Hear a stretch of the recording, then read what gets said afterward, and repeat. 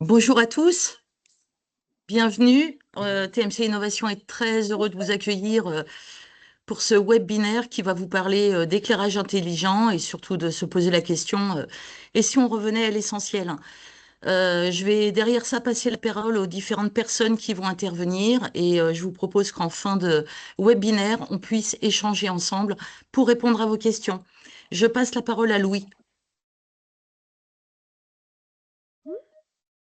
Bonjour à tous, donc on va consacrer ce webinaire à l'éclairage intelligent et la façon dont TMC euh, introduit cette intelligence dans ses produits. Donc, petit résumé de TMC, mais je pense que si vous êtes ici, vous connaissez l'entreprise. On est fabricant donc, de mobilier d'éclairage. On est basé donc maintenant à Montbert, à côté de Nantes. Et on a depuis maintenant quelques années fait un petit pivot. On intègre de plus en plus de systèmes lumineux et on va vers un petit peu d'intelligence et des systèmes plus avancés dans nos produits pour vous fournir des systèmes clés en main, prêts à être installés et mis en service. Donc pour ce qui est de l'éclairage, chez TMC Innovation, on a une approche où on essaye de faire ce qu'on appelle un petit peu de la low-tech, c'est-à-dire que l'on essaye de proposer des fonctionnalités innovantes et un petit peu avancées, mais sans partir sur une complexité très importante pour les opérateurs ensuite de ces produits, les installateurs, etc.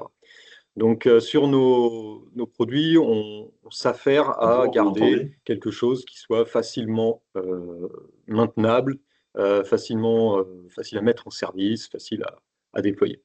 Donc, pour ce qui est de tout ça, on a quelques petites choses. Par exemple, on fait du paramétrage de driver LED par NFC en local, donc ce qui permet de facilement modifier le paramétrage si besoin.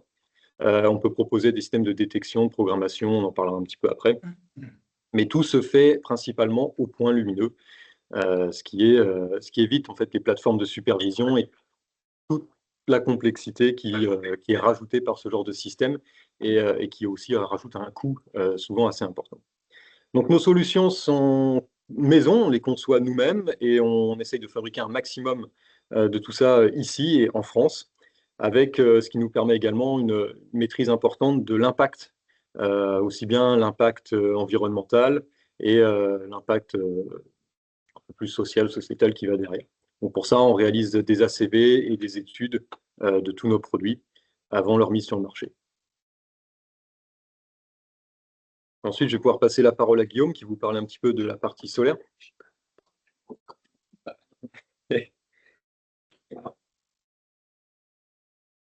Oui, bonjour. Du coup, on va parler un peu de notre solution solaire où on a développé une solution multisolaire où on a, chez TMC, on n'a pas voulu avoir du solaire au point par point, mais une centrale photovoltaïque qui va pouvoir alimenter plusieurs bornes, jusqu'à 8 bornes ou 5 mâts. Par contre, il faudra quand même faire de la tranchée. Mais on a souhaité aussi, c'est souvent cette solution-là à utiliser quand on est sur une partie où il n'y a pas de comptage, il n'y a pas de réseau électrique proche. Autrement, il y a autant faire de la tranchée et se raccorder directement sur les comptages existants.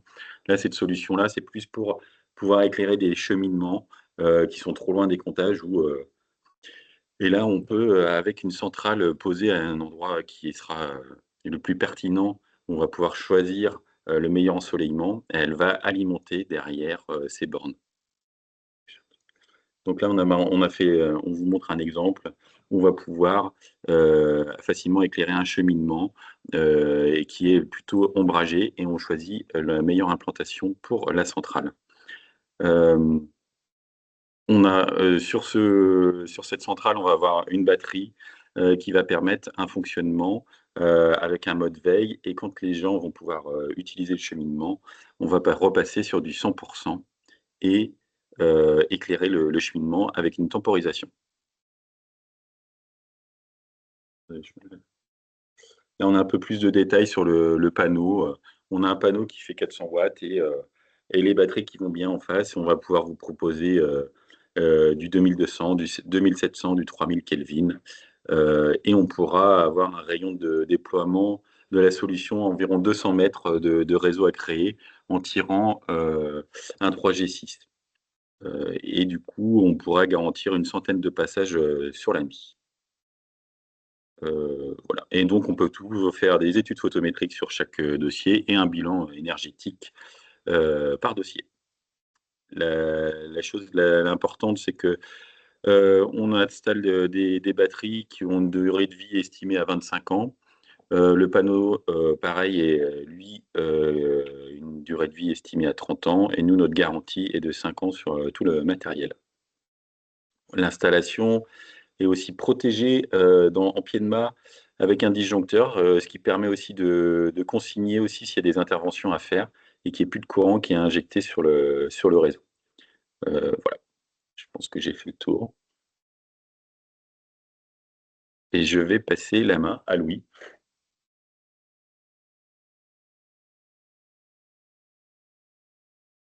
Ensuite, donc un sujet qui illustre parfaitement notre évolution sur les systèmes un peu plus avancés, c'est la détection de présence que l'on fait donc avec notre détecteur Lynx, qui est une conception maison. C'est un produit que l'on a lancé maintenant il y a à peu près un an et que l'on a conçu pour répondre spécifiquement à nos besoins, c'est-à-dire une détection à l'extérieur sur la voie publique, avec donc ce détecteur qui est composé de 2 cellules de détection infrarouge qui nous permettent donc d'avoir une détection sur une zone alors qui va varier un petit peu selon si on est sur une installation en point bas, c'est-à-dire sur une borne, ou sur une installation en point haut sur un mât, avec donc 7 à 8 mètres de détection vers l'avant du mobilier et une zone qui peut aller chercher jusqu'à une dizaine de mètres de large, notamment lorsqu'on est en point haut. Donc, ce qui permet de détecter un piéton assez rapidement et avant qu'il arrive au niveau du point lumineux, ça permet de rallumer assez tôt et d'éviter donc de marcher dans l'obscurité. Donc ce système de détection, comme j'ai dit, il a été conçu maison. On a donc une petite tête de détection qui est placée donc à l'extérieur du mobilier et ensuite on intègre un petit pilote qui permet justement de piloter l'éclairage et qui est intégré dans le coffret classe 2 à l'intérieur du mât d'éclairage ou de la borne. Ce dispositif a été conçu avec en tête l'idée de faire quelque chose assez simple à mettre en œuvre et à programmer. Donc, par exemple, on a un réglage qui se fait avec des petits boutons, des petits interrupteurs sur le module en lui-même. Pas besoin d'application, pas besoin de logiciel propriétaire ou quoi, euh, ce qui simplifie pas mal les choses. Et ça nous permet également, avec ce détecteur Lynx, de faire de la détection et de rallumer surtout plusieurs points lumineux à partir d'un seul détecteur. Donc, typiquement, sur des déploiements de bornes sur des cheminements, on peut avoir un détecteur en entrée, un détecteur en sortie, et rallumer un certain nombre de bornes entre deux, mais sans avoir à placer un détecteur à chaque point. On a des questions, Louis, Oui. sur le webinaire. Est-ce que ce dispositif est assez réactif pour les cyclistes et le Lynx est connecté au driver pour l'interrogation? Alors, assez réactif pour les cyclistes, oui. Forcément, comme un cycliste se déplace un peu plus vite, on a un petit temps de réaction qui fait que le cycliste sera rendu peut-être à 5-6 mètres du point lumineux au moment où on va vraiment remonter, soit rallumer, soit remonter, puisqu'on peut aussi jouer sur des abaissements ou sur du on-off. Donc, ça marche avec du cycliste. Ça marche encore mieux lorsqu'on a un détecteur pour plusieurs points lumineux, puisque si le cycliste, par exemple, passe sur le premier détecteur, on va pouvoir rallumer tout un cheminement et donc il pourra bénéficier de la lumière sur le reste du chemin. Pour ce qui est de la communication avec le driver, sur ce détecteur-là, on est sur un simple contact sec. Donc on a une sortie qui permet sur des drivers basiques de gérer ça en on-off, donc on est éteint ou allumé. Et quand on intègre ça sur nos drivers, ce qu'on intègre le plus souvent dans les bornes, les drivers de chez Lacroix, on peut gérer tout ce qui est abaissement, donc avoir une veilleuse à 10% par exemple, et rallumer à 100% sur détection. Et la temporisation est réglable de 20 secondes jusqu'à 5 minutes.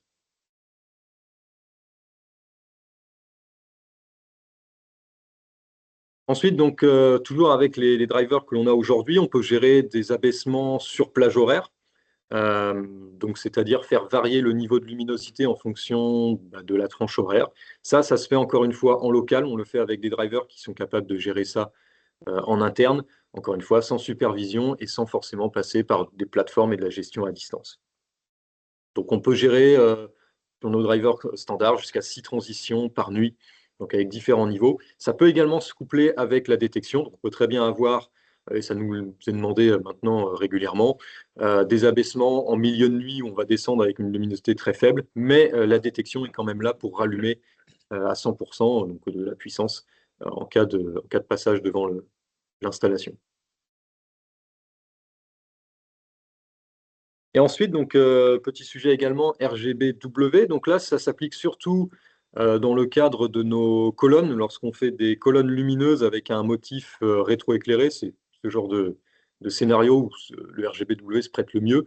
Où là, donc, on a des modules LED développés maison, encore une fois, avec donc, un RGBW, donc un éclairage rouge, vert, bleu et blanc, et que l'on pilote en Kazambi. Donc, c'est un choix que l'on a fait, c'est de partir sur le système Kazambi, donc, qui est en fait un système de gestion qui se fait avec une application et qui permet en local de changer la couleur d'éclairage des modules, ou bien aussi de jouer sur des petits scénarios. Si besoin, le Kazambi peut être paramétré, enfin peut être connecté pour une gestion à distance sur des plateformes de gestion et donc ne pas forcément avoir besoin d'être présent sur site pour changer la couleur, ça peut se faire. Mais aussi l'avantage donc du Kazambi, c'est que on peut avoir une communication entre les points lumineux, ce qui permet à partir d'une seule application de changer et de déployer ce changement par exemple de couleur sur l'ensemble de l'installation. On n'a pas besoin de repasser sur chaque mât pour changer la couleur. Donc ce RGBW, nous on le fait aujourd'hui sur 2 modules LED, un module avec 8 LED et un module avec 24 LED, et qui nous permettent d'avoir des puissances, donc sur 24 LED, jusqu'à 50 watts d'éclairage RGBW, ce qui commence à donner quand même des rendus assez sympathiques. Après, je vais laisser la parole à Grégoire qui va vous parler un petit peu de la bichromie. Ouais, bonjour tout le monde. Ça fait plaisir de vous accueillir pour ce webinaire. Alors, la bichromie que l'on propose, donc à partir de nos modules LED, là aussi, comme le disait Louis, conçus maison. Le principe est de passer d'un mode éclairage à un mode de balisage, comme une espèce de veilleuse à l'échelle urbaine. Donc, quand on est en mode éclairage, on est en pleine puissance. Et sur le même plateau LED, le même plateau lumineux, qui fait partie de nos standards au passage, on peut basculer en mode veille, donc qui a plusieurs particularités. La première, c'est que il consomme très peu. On a une puissance de 3 watts dans ce mode veilleuse. Par ailleurs, il a une couleur et surtout, je dirais, d'un point de vue plus technique, une longueur d'onde qui donne cette lumière très rouge. Et cette longueur d'onde a plusieurs facultés, notamment le fait de préserver la faune nocturne, enfin du moins de pas trop l'embêter, le moins possible en tous les cas. Et ça, c'est la première des facultés de ce type de lumière. Sachant que l'autre faculté, c'est que cette lumière rouge, avec si peu de puissance, permet à l'œil humain d'avoir sa pupille dilatée comme si on voyait dans l'obscurité alors qu'il y a de la lumière. Donc en résultat, en luxe, c'est pas terrible, mais ça importe peu parce que pour les piétons, ça reste quand même agréable de naviguer à travers cette lumière-là, quoi. Donc on a vraiment ces deux possibilités-là. La manière de déclencher le passage de l'un à l'autre, c'est soit on utilise la détection, donc comme l'a présenté, le même système qu'a présenté Louis, ou alors en passant par l'horloge astronomique qui est dans l'armoire, et ça permet donc de passer de l'un à l'autre. Donc ça répond aussi à ce qu'on se donne comme objectif dans nos cahiers des charges, et ce que disait Louis au départ. L'idée, c'est qu'à l'usage, il faut que ce soit le plus simple possible. Et ça, ça fait partie de la manière dont on conçoit tous ces produits, et donc en particulier la bichromie. Et donc, bien sûr, quand il s'agit de câblage, etc., nous, on assiste les installateurs avec les bons schémas, etc. Et on suit évidemment l'installation pour que tout ça fonctionne, quoi.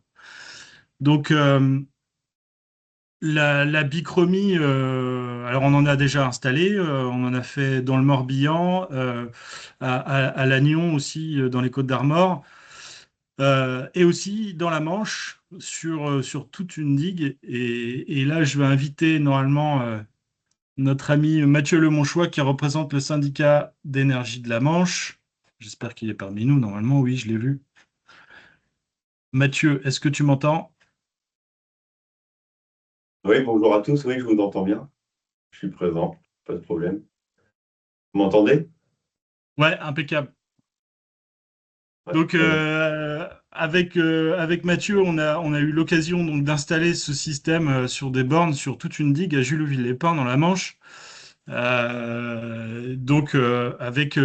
Associé à ce système-là, donc pour passer d'un mode éclairage à un mode balisage, enfin du moins veille, en passant par l'horloge astronomique de l'armoire. Donc on a 1,7 km de digue. C'est une zone exclusivement piétonne. Il n'y a aucun autre éclairage public à côté qui puisse perturber celle-ci. Par ailleurs, ça va au-delà donc de l'aspect électronique et électrique. C'est installé dans des bornes en inox. Parce que là, on voit bien sur la photo, on voit que c'est quand même un contexte marin, donc qui pourrait endommager la partie mécanique. Donc voilà, c'était un beau projet avec des bornes qui ont une grande interdistance. Donc on n'a pas cherché d'uniformité sur ce secteur-là, mais vraiment à avoir une promenade agréable avec des points lumineux assez relativement éloignés pour des bornes. Euh, est-ce que tu peux nous donner un peu le contexte, Mathieu? Ouais, donc on avait été sollicité par la commune il y a déjà quelques années voilà, pour trouver une solution assez innovante et avec plusieurs enjeux. Il y avait donc plusieurs enjeux qui étaient donc le premier, maintenir un balisage nocturne sans coupure nocturne, sans coupure totale, je veux dire. Il faut savoir que dans la Manche, nous, on a l'habitude de couper la nuit complètement, sans faire vraiment d'abaissement. On a beaucoup de communes qui coupent totalement l'éclairage la nuit. On avait aussi l'ambition de pouvoir protéger la biodiversité, de préserver la tranquillité aussi des humains, enfin des habitants de la digue. En fait, ceux qui sont en front de mer se plaignaient toujours de l'éclairage de la digue, puisque c'était des luminaires équipés, des candélabres équipés de 2 boules de 150 watts SHP chacune. Donc voilà, extrêmement éblouissant. Et aussi, voilà, on voulait une solution économique et durable. Donc pour assurer tout ça, on a d'abord passé par une phase test où on a testé plusieurs produits, des encastrés de sol, des bornes notamment. Et donc voilà, à l'issue de cette phase test, le meilleur éclairage qui est ressorti, c'était l'éclairage via la borne 7 de chez TMC. Mais voilà, c'était pas suffisant pour aboutir à la demande de la commune. Et donc, ce qui a fait que le projet a pu sortir, c'est que, on a proposé, en plus d'un éclairage classique avec un simple abaissement, une bichromie. Et là, ça a fait vraiment la différence auprès des élus, puisque Julouville est entouré d'un cadre assez préservé au niveau naturel. Donc il y a vraiment Julouville où là c'est très touristique, et tout autour, le cadre naturel est vraiment très préservé. Et en fait, pour pouvoir éclairer de manière correcte, pour permettre une déambulation des passants sur la digue, et pour aussi préserver la biodiversité.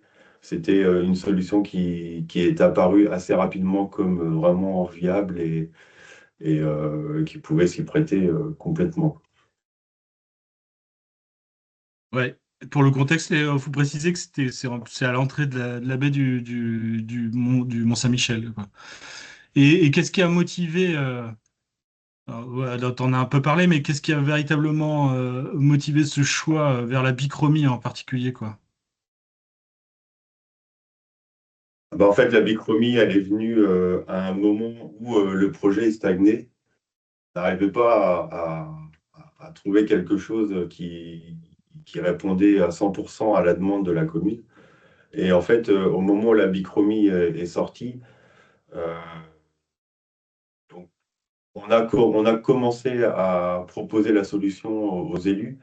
Euh, bon, sur le papier, c'était pas forcément ce qui. Voilà, le rouge faisait un peu peur, en fait. Enfin, la longueur d'onde, c'était 610 nanomètres, hein, il me semble, Grégoire, hein, si je me trompe. Je me trompe 610, pas. ouais. Voilà, on leur avait expliqué que ça allait éclairer assez rouge, et bon, sur le papier, c'était pas flou, quoi. Bah, Donc, ce Clément, qu'on si a tu peux fait, mettre la slide on suivante. s'est- Ouais, merci. voilà. Donc, ce qu'on a fait, on s'est déplacé avec Grégoire en mairie. On a été faire un test en pleine nuit, grandeur nature. Donc, c'est ce qui a pu permettre de vérifier que malgré cette lumière rouge qui était en plus que de 3 watts, donc on peut penser que c'est insuffisant pour pouvoir voir. Mais en fait, comme on le disait tout à l'heure, l'œil humain a une adaptabilité qui est assez exceptionnelle. Et en fait, on arrive quand même à distinguer les choses. Mais ça fait quand même une ambiance assez tamisée, mais on distingue quand même nettement les choses. Donc voilà. Donc le test grandeur nature en nocturne a vraiment plu et c'est ce qui a, pour le coup, apporté la plus-value à notre projet. Et c'est pour ça que c'est sorti. Alors, il faut savoir que c'est un projet qui a été de longue haleine parce que on est passé par une phase où on a fait des pansements sur l'installation qui était avant, où on essayait de maintenir. Et à un moment, le SDEM a pris la décision de condamner l'installation puisque électriquement, c'était devenu très dangereux. Donc elle s'est retrouvée dans le noir, cette digue, pendant presque 2 ans. Pour des raisons évidentes de sécurité électrique. Et en fait, et en même temps, il a fallu qu'on trouve une solution avec tous ces enjeux-là assez rapidement. Et je tiens à souligner l'accompagnement et l'efficacité de Grégoire, enfin de TMC, et plus particulièrement de Grégoire pour nous avoir accompagnés sur ce projet-là. Mais voilà, donc ça a bien répondu aux attentes du syndicat et je vous en remercie. Ouais, ouais, puis à tel point que ça. Alors, ça satisfait bah, les élus, le SDEM, mais je crois enfin, on a eu pas mal de témoignages du public, enfin des administrés en réalité. Tu Ouais, me le tout à fait. confirmes? Ouais, en fait le maire de la commune, qui est un de nos vice-présidents aussi au SDEM, m'a fait une remontée d'informations comme quoi il y a eu beaucoup de gens qui sont venus frapper à la porte de la mairie pour manifester leur satisfaction de cet éclairage bichromique. C'est assez rare. On a très rarement des remontées positives de nos installations. On a quand c'est négatif, les remontées négatives. Mais par contre, les remontées positives, on les a très rarement. Quand c'est bien, les gens ne se déplacent pas. Mais là ça va encore au-delà, puisque les gens se sont vraiment déplacés en mairie pour féliciter l'initiative et le projet. On avait aussi en amont communiqué sur les bienfaits de cet éclairage concernant la biodiversité et, euh, et l'économie d'énergie aussi qu'on pouvait apporter via ce système. Mais voilà, une remontée d'informations aussi positive, ça restait assez rare et donc ça a été plutôt plaisant. Voilà, je ne peux pas le cacher. Ouais, ça fait plaisir à entendre. Super. Et c'est ce qu'on attend en tout cas d'une installation. Du coup, on est un peu en avance, j'ai l'impression. On peut passer aux questions. Euh, Alors, je vais reprendre un petit et- mot, je prends la suite, celui de Grégoire. Ouais, bien sûr. Donc, petit mot, voilà, pour le reste. Donc, chez TMC, on fabrique et on conçoit, on développe, on prototype et nos propres systèmes électroniques. Ce qui veut dire qu'on a régulièrement des nouveautés, parce que comme on travaille directement avec les cartes, on arrive à répondre aussi pas mal aux besoins qui nous sont régulièrement demandés. On a pas mal de choses qui remontent. Donc, par exemple, quelques petites nouveautés qui vont arriver. On a la bichromie sur des mâts, donc de la bichromie en point haut. Ici, vous avez l'exemple sur des bornes, donc en point bas, mais on a un module aujourd'hui qui est prêt avec un plus grand nombre de LED et qui peut être installé sur des hauteurs entre 4 et 6 mètres, avec une puissance d'éclairage en rouge qui va être autour de 5 watts, et on peut grimper jusqu'à 50 watts avec l'éclairage en blanc. Donc le même concept, mais appliqué à du point haut. Pareil sur la détection, on a parlé de notre détecteur Lynx, on a une variante en cours qui sera avec une communication en DALI pour pouvoir donc gérer des luminaires qui ne sont pas forcément des luminaires TMC, mais qui seraient compatibles DALI et pouvoir avoir les mêmes fonctionnalités, mais sur une plus large palette de modules lumineux. Donc voilà, tout ça, on le fait vraiment en interne. On passe beaucoup par nos outils maison, impression 3D, découpe laser. On fait externaliser certaines choses quand on a besoin, notamment pour faire de la pièce en acier, usinage, etc. Donc voilà, c'est un peu les nouveautés. Et si vous avez des projets qui peuvent nécessiter des petits développements, on est capable de répondre et de proposer des solutions. On peut être force de proposition selon vos sujets. Voilà, donc je pense qu'on va pouvoir passer un petit peu à la partie questions, s'il y en a, et si vous avez voilà, des choses que vous souhaitez nous communiquer. Moi, j'en profite juste Grégory, pour remercier Mathieu Le Monchois aussi. J'ai oublié. Mais vas-y, Grégory, pardon. alors, il y a de l'écho ici, comment j'éteins? Donc, Grégory Flippo, également TMC Innovation. Je reviens sur la présentation de Guillaume sur le multiborne solaire pour dire un petit peu la philosophie et le parti pris de TMC Innovation sur l'éclairage extérieur et public solaire. Notre conviction à nous, c'est que il faut utiliser de l'énergie solaire lorsqu'on n'a pas d'électricité à côté, parce que sinon c'est anti-écologique. J'entends par là que la démonstration est faite qu'un panneau plus une batterie plus toute une intelligence pour éclairer, ça pèse énormément au niveau bilan carbone et que donc ça ne se justifie que lorsqu'il n'y a pas d'alimentation électrique juste à côté. Sinon, c'est peut-être bien économiquement, c'est peut-être pratique, mais ce n'est pas écologique parce que l'impact est important. Et donc, chez TMC Innovation, nous avons souhaité avoir un seul panneau et une seule batterie pour 5 à 8 points lumineux, ce qui diminue évidemment fortement l'impact environnemental de la fabrication des produits. Donc ça, c'est le parti pris de TMC Innovation. Certes, Guillaume a parlé d'une tranchée. Je crois que quand on est en courant faible, c'est des tranchées qui sont sensiblement, je dirais, moins conséquentes. Et deuxièmement, bien souvent, cette solution solaire va s'appliquer sur des cheminements qui sont plutôt dans la nature ou dans des endroits où une petite tranchée est moins complexe à réaliser que dans des environnements urbains. Donc voilà, retenez que TMC Innovation fait du solaire, mais ne fait pas du solaire partout et n'importe comment, parce que l'impact environnemental chez TMC Innovation est majeur et essentiel pour nous. À ce titre, nous sommes autonomes pour faire des analyses de cycle de vie de nos produits qui nous amènent à être extrêmement, entre guillemets, vigilants sur l'impact de la conception et de la fabrication de nos produits. Et petit clin d'œil, on n'est plus dans l'électronique, mais vous le savez, TMC Innovation s'est lancé pour diminuer l'impact environnemental de ses produits dans des supports qui sont en bois massif. Et donc, ce sera probablement l'objet d'un autre webinaire. Voilà. Pour s'il y a des questions, ben, n'hésitez pas. Il reste un petit peu de temps, ou alors d'autres collaborateurs de TMC Innovation qui souhaiteraient intervenir.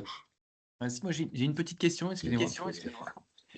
Concernant le Lynx, Oui. le nouveau module, ça impliquerait que du coup, on n'ait plus le module de commande et qu'on soit directement câblé sur le driver en DALI.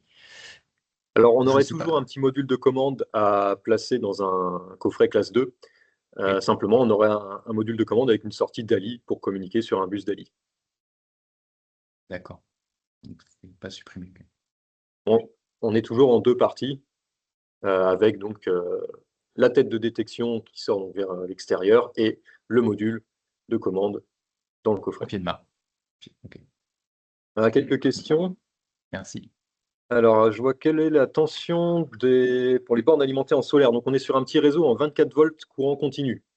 Entre le mât solaire, enfin entre le mât avec le panneau solaire et les batteries, et entre les différentes bornes. Donc, on est sur vraiment de la très basse tension. Ensuite, alors 8 bornes de 12 watts sur 5 mâts. Donc oui, on a limité à 8 bornes de 12 watts ou 5 mâts dans 25 watts par ensemble centrale solaire. Donc on ne peut pas augmenter la taille puisque on serait sur une taille de panneau photovoltaïque notamment trop importante et de batterie. Par contre, on peut multiplier, on peut mettre un deuxième mât pour avoir donc un deuxième point de captation et étendre comme ça l'installation. Pour ce qui est donc les modules bichromie, faire du rétrofit sur des luminaires existants, ça peut se faire. Alors ça impliquera de ne garder en fait que la partie mécanique du luminaire et de remplacer la partie électronique par un module LED avec bichromie et un driver qui va bien. Probablement ouvert à toute demande spécifique. Là voilà, c'est de la demande spécifique. Un sujet un peu de rétrofit, même plusieurs sujets de rétrofit en ce moment, donc c'est à étudier au cas par cas. Mathieu qui va intervenir. Oui, j'avais une petite question. Donc, vous parliez d'un réseau donc très basse tension en continu. Donc, Oui. j'imagine qu'on peut, pour aussi limiter l'impact carbone de nos chantiers, prévoir de la micro-tranchée Exactement. à un niveau qui est pas forcément réglementaire pour la basse tension. On peut aller moins profond que ce qui est prévu, quoi. On peut effectivement être moins profond. Ça implique que évidemment le reste du chantier le permette. Ça dépend un petit peu de l'environnement évidemment. Mais effectivement, comme on est en 24 volts continu, on a un risque qui est beaucoup plus faible que sur un réseau 230, voire parfois triphasé. Donc voilà, faut voir un petit peu normativement comment ça se définit. Je sais qu'on travaille actuellement sur la définition un peu de tout ça, puisque on est sur des cas un peu particuliers qui tombent un petit peu à côté des normes existantes. Donc c'est en train d'être mis en œuvre et on travaille en collaboration avec ça. Ça implique aussi, par exemple, ça implique par exemple une protection que l'on intègre dans le mât. Donc on a un petit coupe-circuit pour courant continu, pour ce niveau de tension, qui permet quand même de protéger la ligne en cas de souci. Et qui peut être réarmé facilement, puisque c'est le petit dispositif que l'on met. Donc on est sur un mât qui aura une porte, comme un mât standard, et derrière on met un petit coffret avec le départ du réseau basse tension et le coupe-circuit qui se trouve à ce niveau-là. Donc il peut être facilement réarmé en cas de souci. Pas besoin d'aller grimper en haut, puisque les batteries se trouvent au dos du panneau solaire, donc elles sont environ à 4 mètres de haut. Elles n'ont pas besoin d'aller là-haut pour ça. Je reprends la parole. Il n'y a plus de questions. Sans autre question, j'en vois une. Préventif recommandé pour le panneau solaire et les batteries. vous avez eu l'aval d'un organisme de contrôle pour le courant continu. Je redonne la parole à Louis ou à Guillaume. J'ai un souci de micro. Du coup, on est en cours de validation. On est en train d'échanger avec la PAV et on vous renverra tous les documents une fois que tout sera bien validé par eux, notamment au niveau des dispositifs de coupure et aussi au niveau des profondeurs. Parce que ce qui est important aussi, c'est que le chantier puisse être réceptionné et contrôlé et qu'il y ait bien la conformité à la fin de tout ça. Donc, c'est en cours, on revient vers vous à ce niveau-là dès qu'on a les documents. Voilà. Est-ce qu'on avait préventif recommandé pour le panneau solaire, les batteries? Panneau solaire, il n'y a pas vraiment de cause, à part un petit contrôle visuel de temps en temps, de s'assurer qu'il n'y ait pas de dommages évidemment sur le panneau et s'assurer qu'il n'y ait pas de présence de mousse ou comment dire, de lichen, de choses comme ça qui pourraient être, voilà, un encrassement trop important dessus. Les panneaux sont équipés de revêtements qui normalement évitent qu'il y ait trop de choses à se coller. En tout cas, ça se rince avec la pluie, mais un petit contrôle visuel. Pour ce qui est des batteries, on est sur des durées de vie qui sont très importantes, donc il n'y a pas vraiment de maintenance ou quoi. On est sur une batterie qui va durer la durée de vie de l'installation, donc on va être sur du 25 ans de durée de vie. Pas d'autres questions, donc je vais me permettre de conclure déjà pour vous remercier d'avoir été si présent à ce webinaire. Ce sont des formats qui marchent plutôt bien, ils sont pas trop chronophages en termes de temps et enfin surtout pour vous et qui nous permet à nous de diffuser au plus grand nombre. Je reviens sur cette notion de label Origine France Garantie. Aujourd'hui, TMC Innovation est labellisé. C'est pour nous quelque chose de fort, puisque ça signifie que 94% de ce que nous commercialisons est issu de France. L'industrie aujourd'hui en France, on en entend régulièrement parler, elle peut être dans le dur. Nous, notre credo, c'est de défendre cette industrie, c'est de continuer et surtout d'innover et d'investir pour bien servir nos clients. Belle conclusion. Merci, je viens d'être félicitée. Non, c'était un vrai bon moment. Vous avez été une quarantaine de personnes à être là et soyez-en remerciés. Et surtout, les commerciaux, l'équipe reste à votre contact pour répondre à d'autres questions qui pourraient vous arriver plus tardivement.